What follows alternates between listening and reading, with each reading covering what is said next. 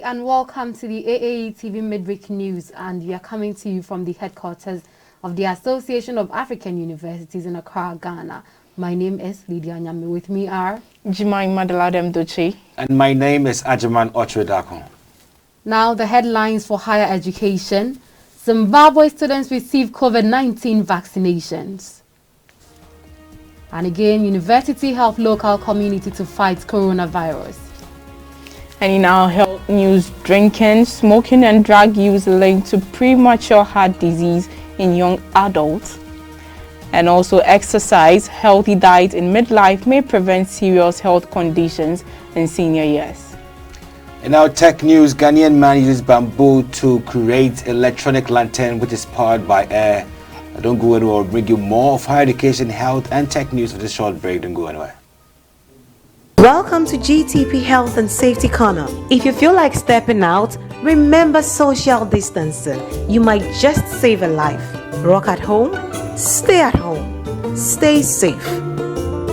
Wash your hands with soap and running water.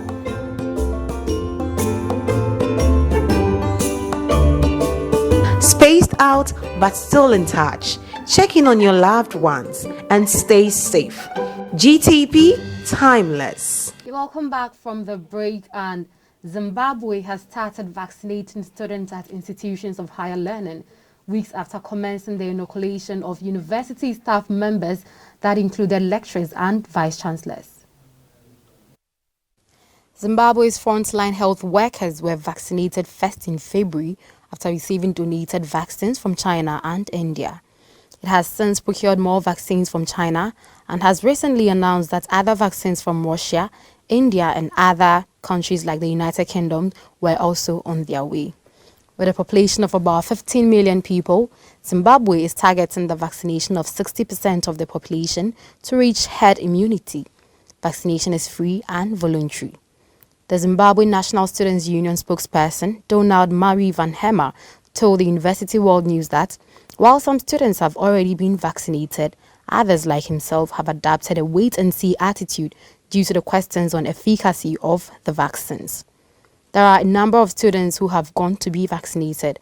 Some are saying they do not have any side effect yet. Some who went to be vaccinated say they got scholarship to study abroad, and as a precautionary measure, they decided to go for vaccination as they are afraid that when they leave for their studies, they may be told that only vaccinated students are eligible. Some students question the efficacy of especially the donated Chinese vaccine, Mari Van Hemmer said. Well, there we have it, a report from CGTN News. And universities have been, for months now, have been advocating for students and lecturers to be made vaccination priority. Now Zimbabwe has made that move. What does that mean for higher education? Okay, so I think it's time higher education or other countries higher education follow suit, because we made our health workers our frontliners, priority people in taking the vaccine because they get into contact with others. So I think our students and our lecturers also get into contact with each other. So I think they should also follow suit. And I will talk about our old way of learning, where we used to meet face to face. We get into contact with our lecturers and others. But right now, with COVID-19 and coming with our lectures moving online, even though we have issues where people, or let me say African education system, is not able to adjust with online, I think this is the best time for them to consider vaccinating our students and our lecturers, since issues with online and some schools still want to meet once in a while face to face. Okay, Agyemang. Yeah, I think when we heard the story that students and lecturers going to be a priority in Zimbabwe, we thought it was going to be far-fetched because it was going to be expensive acquiring these vaccines for them. But finally it happened that they are now being vaccinated, and it's a big example for other institutions around Africa to also make their lecturers and students a priority, not just a general way, because they also matter. Of late, people are trying to underestimate COVID-19, but we don't hear the spikes anymore, so we think it's going. But I think it's important that we make the priority flow cascade down to frontliners from health institutions and also higher education, very important, and also in all institutes as well. Secondary and the rest. You know, what could be the reason behind Zimbabwe National Students Union leaders and some students questioning the efficacy of the vaccine? Well, this sounds controversial. Exactly. You know, the Sinopharm, not Pfizer or AstraZeneca. That is Sinopharm from China. And I think the Chinese government has done very well with the provision of these vaccines to Zimbabwe. I would say it is just one of those sheer resistance to just resist a vaccine. It's everywhere. Even in Ghana, people were not willing to try the vaccine because they felt that it would make them feel some way. No, you know, but here's the case. They are much more concerned about the fact that the vaccine is coming from China. I mean, we indicated that they are receiving some from India, in the US, and they are okay with that. Russia. But they have problem with the ones coming from China. Well, I think that's not unfair, you know, because China is also capable of producing vaccines. And Sinopharm had been one of the biggest vaccines available in Zimbabwe. And we've not heard anybody reacting negatively to Sinopharm. So why are these students trying to, in any way, demean the effect of or the efficacy of Sinopharm? I think it's unfair. Well, for me, I think, as Agyemang said, even though there are no reactions, but for me, I think it's the reactions. Because not only for their country, but I know, you know, we read online, even some time ago, we spoke about people reacting to the vaccine negatively, not anything bad. Those are different vaccines. Yeah, from the ones China. But I think maybe Exactly. they are also scared they would react.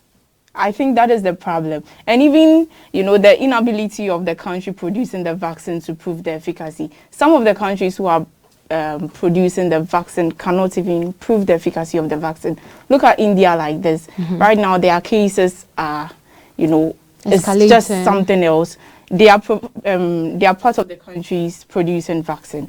But right now, the country producing the vaccine, have not been able to prove that the vaccine is actually working for them. I think that is the little controversy. I think that's a little unfair if you say that, because personally I know that coming up with vaccines take a while. It isn't something that you can just manufacture in thousands overnight. So it takes time. So India could be a vaccine manufacturing country, but then it would take time because their population is quite huge. You know, Zimbabwe, for instance, is just 15 million, the entire population. But you can't compare that population to China. So I think I agree with Agyemang when he said he thinks they are being unfair. And you can't compare India to China in terms of not at all. India's vaccine has not been here. I've not heard of Indian vaccine. I know Sinopharm from China, and that is accepted. And it's running true. And China's numbers in terms of infections have been reduced drastically. Exactly. To a bearable state. So if they give you a vaccine, I think it's trustworthy. I think they should just stop. I think it's trustworthy too. Now, still on higher education, Mount Kenya University, Rwanda, has taken on the mass production of hand sanitizers for the use of its staff and students and for the donation to local communities. On April 22nd, Mount Kenya University in Rwanda handed over 10,000 litres of hand sanitizers to officials of Kicukiro district. According to Professor Edwin Ohunu, the Vice-Chancellor of Mount Kenya University Rwanda, the School of Health Sciences has developed the hand sanitizer. Mount Kenya University Rwanda is a subsidiary of Mount Kenya University. It was established in Rwanda in 2010 and has strong medical focus. According to Odhunu, the donation is to support the government's effort to quell the spread of COVID-19 and to support local communities. As a university, we thought it wise to protect ourselves and to ensure that members of the local community have access to hand sanitizers. We have to share our knowledge to ensure the general health and well-being of members of community, Odhunu said. According to Mount Kenya University Rwanda officials, this is the university's second donation of hand sanitizers to the city of Kigali. Initially, we produced more than 50,000 litres that we used in the university and other places in Kigali, said Odhunu. Well, great news coming from Rwanda, and that was a report from DW TV. But what do we make of Mount Kenya University Rwanda's mass production of hand sanitizers to its institution and to local communities? I would say this is a step in a very good direction because since the coming of COVID, not everyone is able to get sanitizers and all that. And our higher education institution has proven that, you know, they can do something. They are actually doing it. This is an action that has been seen by everyone. So I think other institutions can also do something. It is not, let me say, it's not forcefully or it's not anything. But then I think this is a development that Mount Kenya University will be seen for. And providing it also to local communities is also a very good one. Because not everyone, I would say, will be able to acquire the sanitizer, you know, continuously. So their manufacturing is a plus. And even their entering communities to also distribute is also a very good Exactly. Yeah, I won't be surprised if the Mount Kenya University is part of the Times Higher Education Global Rankings. They win an award, or let's say they are listed because I hope they get it. SDG Gold 3 is good health here, good health and well-being to the community. Splendid work done. And also looking at what they're doing, this is how we feel the effect and impact of our institutions. Exactly. What is the purpose of a university if we don't feel it impacted the community? So this is a great step in the right direction, as you mentioned. Okay, you know, in the report, we indicated that Zimbabwe adopted certain additional measures to combat COVID-19. So I'll quickly just run us through it so we have a very short discussion on it. First, they provided a technology-based registration method for contact tracing of those entering the campus. And then they also set up hand washing stations at all campus entrance to ensure social distancing in classrooms and other public places. The expansion of classroom to avoid congestion and the use of smart TV to stream courses for virtual classes. And finally, a room being set aside for immediate isolation of anyone who tests positive for COVID-19, with a trained nurse being on the side in case someone exhibits COVID-19 symptoms. Now, let's review the strategies in terms of its weakness, strength, opportunities, and... Well, I find the very first item, that's a technology-based registration method for contact tracing for those entering the campus.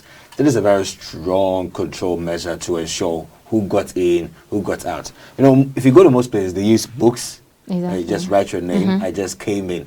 These are like liable to destruction. Water can destroy these things.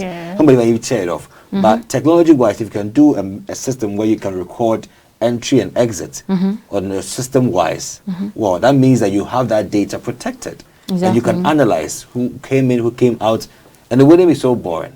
It makes it quite easier to assess entry and exit. This is very strong. I would want to say, where lies the weakness in this measure? Because it was out of the manual means where the technology-based method came in, which makes it much more stronger than that one. It is perspective. Exactly. Jemima? For me, I'll talk generally. I think there are very good strategies that has been put in place in order to curb COVID-19. And I don't think I find any weakness to this because they are, as I said, they are good, and I think it's a good step in curbing COVID-19. You know, I personally think they are awesome ideas that I think universities should tap into it and then do the same thing, especially with the third one I mentioned, expansion of classrooms. And then coming up with smart TVs for online streaming. You know, COVID is in and we are trying to reduce the number of people in classrooms. But then another way to also tackle it is to expand the classroom, to create more space for social distancing to be able to prevail in the environment. And then with the online streaming TV would also aid in the in the online learning. So I think it's very good. You know, with the issue of the classroom expansion, it may be impossible for some institutions because of their building. I mean, they can't expand anymore. However, the smart TV would be the best. It would be the best. Ideal. Planting TVs in other areas of the campus for people to sit and watch lectures is also ideal. Exactly. Well, health news is up next. Moving on to our health news, recreational drinking, smoking and drug use is linked to premature heart disease in young people, particularly young women. Recreational drinking, smoking and drug use is linked to premature heart disease in young people, especially younger women, finds research published online in the journal Heart. Those who regularly use 4 or more substances are 9 times as likely to be affected, the findings indicate. The numbers of new cases of heart disease have been increasing in young adults, but the potential role of recreational substances use isn't entirely clear. To probe this further, the researchers explore whether the recreational use of tobacco, cannabis, alcohol, and illicit drugs such as amphetamine and cocaine might be linked to prematurely and extremely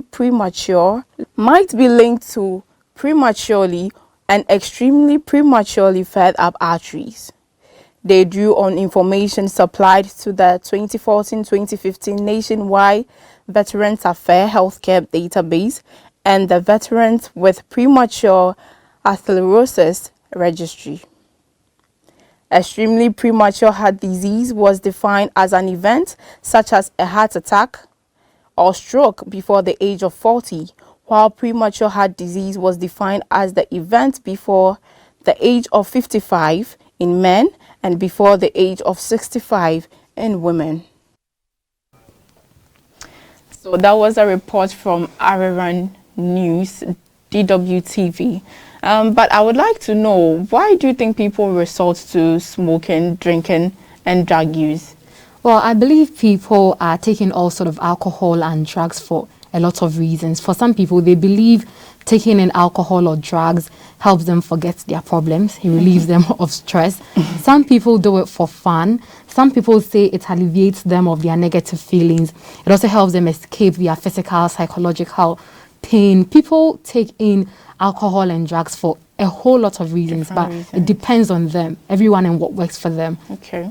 Exactly. I think I would start with Lydia in terms of the feeling, relaxations, to be sedated, to be stimulated. All these things come into play when it comes to the use of alcohol, the euphoria and all that's all involved. You know, Agyemang, there's one thing I forgot to mention. I spoke to a few people, and then I realized that some people take in alcohol and drugs to just have the sense of belongingness, to feel that they belong to a society, to feel that I belong to a place where I would get that care and love from. So people take in alcohol to belong to a certain group.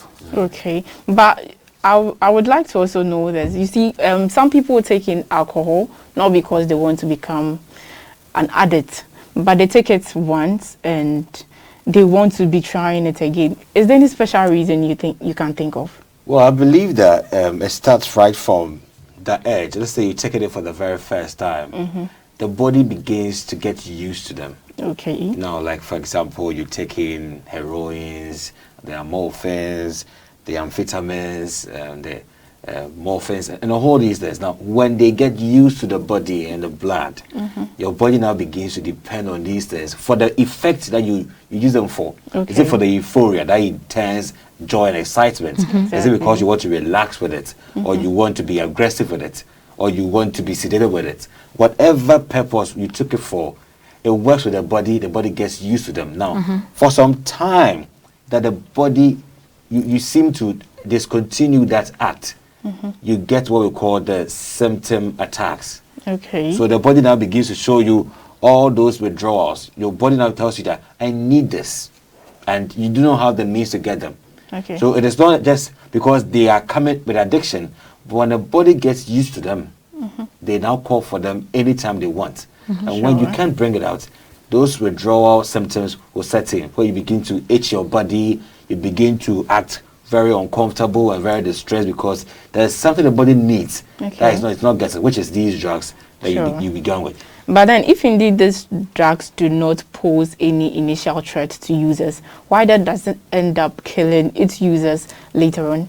You know, I must say that the effects of taking in drugs and alcohol can be long-term and short-term. Usually the effect is dependent on the strength of the drug you take in, which explains why some people, after taking drugs for a few months, they face the consequences. And then for other people, they also face the consequences after so many years. Exactly. But what I would want to say is that the long-term effect of alcohol, some of it include you getting problems with your throat, stomach, lungs, liver, and a whole lot. And these are the organs that control the body, which it takes time for it to deteriorate. So when it's starting initially, you wouldn't know. So you'll be taking the alcohol for so many years and you think you are fit. And until it finally hits you.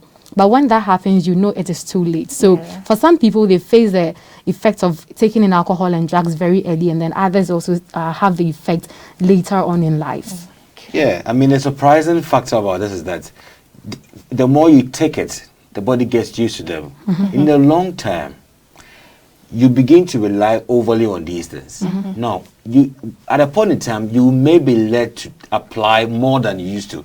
If it's drinking, you overdrink. I think that's where the addiction comes in. So you can overdrink to the standard it will kill you. You can overtake these drugs to kill you. Many people in the world have lost their lives at a very young age because they happen to take the overdose of these drugs. And you don't even know if it's overdose at that time because the excitement will now cause you to take more than you take, which will now lead you to that early death.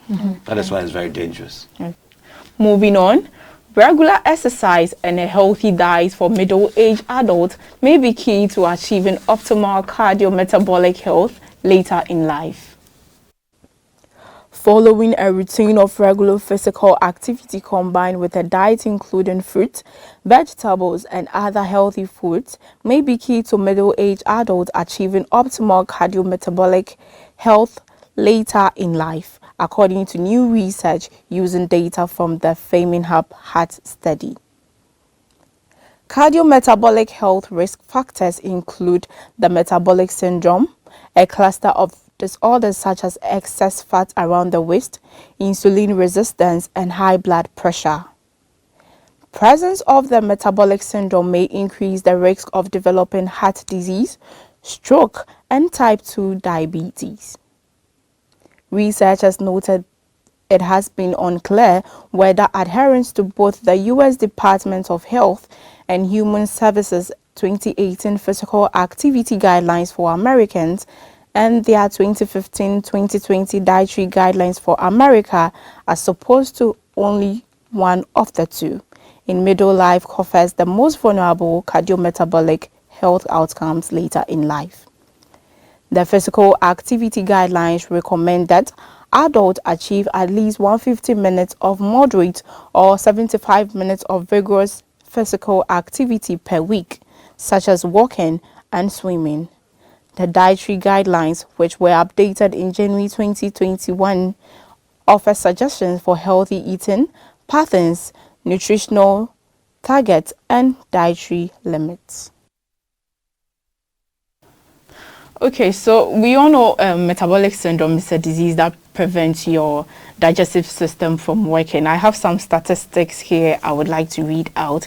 So in 2008, a study by Agyemang et al. And in the Ashanti region shows that 55.9% of the participants had metabolic syndrome, and most of them were in women. And also in 2017, there was a study by James Okyere et al.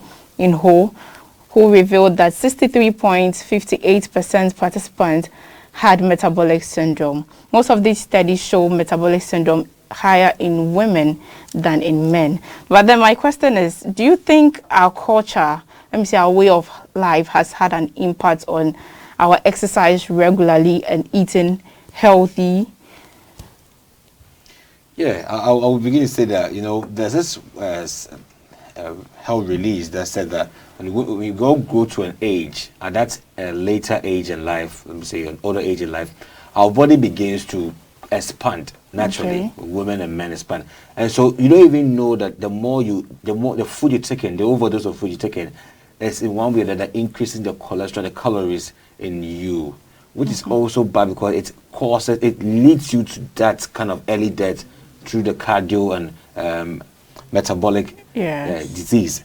But most importantly, in Ghana, let's say in Africa, our kind of diets are fully much more skewed to carbohydrates, which is also a contributor. Carbohydrates, glucose, the sugar. that can also lead to some early death as well. And it is sad that the findings you share with us are mostly occurred in women, because more likely to consume more of these carbohydrates, it may kill them early. You know, personally, I think, like Agyemang said, the culture determines your actions and inactions. Your culture basically tells us how you were brought up. So if you grew up in Ghana, then definitely you are used to taking in so much, you are used to taking in food that has got so much carbohydrate in it. So I think that our culture has a lot of influence on how we eat, our eating habits, and then even our exercises. And notwithstanding that, even in Ghana, as at 9 p.m., 8 p.m., 9 p.m., 10 p.m., people eat still fufu. Exactly. Heavy food, Exactly. and heavy foods with carbohydrates are eaten at that late moment. And it's a culture. I mean, people love doing it. People wait and eat at that time. Exactly. And you know, had it not been for social media, let me just limit it to Ghana. A lot of Ghanaians, they didn't even know the relevance of exercising. So after eating that fufu banku or what have you around 9 p.m., 10 p.m., we just go to bed without exercising. And we don't see anything wrong with it, because that wasn't how we were brought up. Yeah, and another colloquial thought, the bigger you are with a big belly, then you are the rich man. So you must create that pot belly to get their attention, which is killing people these days. Agyemang, just because you don't have a pot belly doesn't mean you should criticize them. I take good care of myself in terms of good diet at the right time, the right quantity, the right nutrient, and also the physical exercise. It's very important. As men, we must keep ourselves in shape. I advise every man out there to do same. Okay. So don't go anywhere as we bring you more of science and technology news after the short break. Welcome to GTP Health and Safety Corner. If you feel like stepping out, remember social distancing. You might just save a life. Rock at home, stay at home, stay safe. Wash your hands with soap and running water.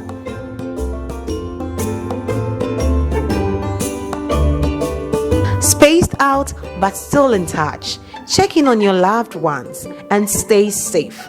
GTP, timeless. So creativity and art can be found all around us. The problem is that we haven't paid enough attention to them. You know, just recently at the Ghana Best Inventor event, we saw a lot of outstanding creativity and displays. Let's go and see what happened at the event. At the first edition of Ghana's Best Innovator, some talented youth of Ghana demonstrated their God-given talent in so many ways. The contestants or competitors brought their creations to demonstrate their skills. Some of them designed and created their own bicycles. Some of them are still interested in electronics, among other things. At the event was a man who made a lantern out of an ordinary bamboo that turns on and off by simply blowing air into it. He also demonstrated an electric kettle that he built using the same bamboo. The program appears to focus on Ghanaian youths who are excelling in the field of technology but are not recognized by the government. Frank Darko, who was also featured in the event, a well-known water bicycle rider, was also seen showing off his water bicycle. So, I mean, you'll be wondering that we have all these creative minds in our country, but still, we still don't own some of these patents on these products, and it is causing so much unemployment. And we complain of unemployment in our country, but we have creatives and our inventors in our country. What is the role of government in helping these young inventors to contribute to the economy in terms of industrialization? Well, you know, government plays a very, very vital role in the lives of these young inventors. And without them, I really don't see where we are headed as a country or as a nation. Personally, I think government can first of all offer them financial support, because these young inventors already have the idea, they already have the passion, but without the money, without the financial support, they cannot get to where they do want to get to. So I personally think government should support them financially. And I also think government should also create avenues for them. Because believe you me, you may have the ideas, you may have all it takes. Sometimes you may even have the finances, but you still need the avenue. Governments can come up with programs that would bring these young inventors together. They can together share ideas, come up with better and greater ideas. So I think governments can first of all support them financially and also create avenues for these young inventors. I think notwithstanding what Lydia is saying, the government can do a lot, because let me give an instance. There was an instance where a man named Francis Cantavuro, if I am right, produced a rector that turned plastic waste. You know, plastic waste is a problem in Ghana, to fuel for cars and domestic gas for cooking. But, you know, this man, or let me say, this guy didn't get the support and, you know, the avenue and all that Lydia said. He didn't get it from the government. So right now, the person or the man was taken to the United States to, you know, be able to produce for them, because they have, or let me say, they are ready to put in their efforts, put in their resources, their support, the avenue to actually make, you know, this, let me say, a big thing. Because right now, that is what we need. That is what our these natural producers need. They just need the support from government, financial support, and the avenue, as Lydia said. You know, a typical example is the young boy who graduated from a junior high school and then was able to pick up car scraps to make a moving car. Exactly. You know, these are all talents that we have in the country. We have all of these talents all over Africa. But you know, with this guy, it was individuals who picked up the mantle to support him. Individuals who put him through, I think he's now offering engineering in the Kwame Nkrumah University of Science and Technology. So I think government can also start identifying some of these young inventors to also push them. Well, let me just express the irony of this whole this matter, that in Africa, when it comes to research and development, we happen to underinvest in these areas. Look at this. We are 15% of the world population, all right? And we also we witness 25% of the world's diseases. Good. Our contribution to research, GDP-wise, the whole of Africa, is 0.1%. Look at this, the trajectory of this. And then the patents, the whole of Africa, how our contribution, or say our stake in terms of global patency, less than 2%. It means that we have the ideas, but we can't own them. People buy this from us. How can we create employment in a country, in a continent, where we can't own our own patent? How can we grow an economy that is less an investment when it comes to science and technology, engineering and mathematics? How do you grow an economy like this without technology as a backbone? But so Agyemang, could it be that these young inventors just do not know the right way to own their ideas, or there are certain support that is supposed to be provided before they can own their ideas? Well, it's all about funds. Okay, there's a kind of state contribution or state effort, state help to help you file your patent and own it and go large scale with it. It's not there. So you just feel to sell the idea to somebody out there and then get your money. And you don't go the economy well if you don't have people who are doing this to help yourselves. The youth are lavishing away in unemployment. And now you can say crime and social vice are taking over the youth attention in the community. What are you doing to help them? These are ideas we can explore to create jobs for these young people. Why are we not doing that? So I think it's a clarion call to government all over Africa. Please pay attention to these people, bring them together, finance them, create avenues, programs, help them to grow, nurture that skill before they are being taken away to MIT and other places across the world. You have lost them by then. So we have to take advantage. We also need them to be part of our economy. And that will help. Okay, we do need them to be part of our economy. Therefore, government all over Africa should take or should pay critical attention to them. And that's all for the news. And in wrapping up, let's take a quick recap of our headlines. In higher education, Zimbabwe students receive COVID-19 vaccinations. And again, university helps local community to fight coronavirus. And in our health news, drinking, smoking and drug use linked to premature heart disease in young adults. And also exercise, healthy diet in midlife may prevent serious health conditions in senior years. In our tech news, we had a Ghanaian man who had made a bamboo antenna, which is electronic, being powered by air. Now, thank you very much for staying with AAU TV News as we keep you informed. My name is Lydia Nyame. And I am Jemima Deladem Dotsey. My name is Agyemang, Darko, and we're glad you stay with us on the AAU TV Mid-Week News. Watch more of our programs and have a nice day. Take care. Bye.